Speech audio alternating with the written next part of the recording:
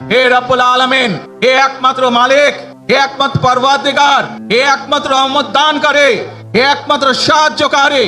তারেক রহমান আজ যে বক্তব্য দিয়েছেন তা কোনো সাধারণ রাজনৈতিক ভাষণ নয়, এটি ছিল একটি ঐতিহাসিক ঘোষণা।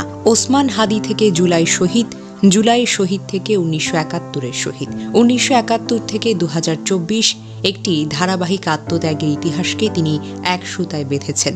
আধিপত্যবাদ, শক্তির গুপ্তচর, উস্কানির মাঝেও শান্ত থাকার শিক্ষা, পাহাড় থেকে সমতল, হিন্দু, বৌদ্ধ, খ্রিস্টান, মুসলমান, একটি বক্তব্যই পুরো বাংলাদেশকে কভার করেছেন।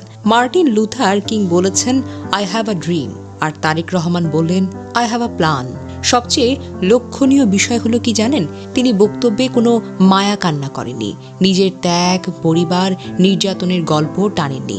যারা তাকে 17 বছর দেশে আসতে দেয়নি তাদের নামও তিনি নেননি, বরং বললেন, আমরা এবার শান্তি চাই, আমরা ঐক্য চাই, আমরা দেশটাকে গড়তে চাই।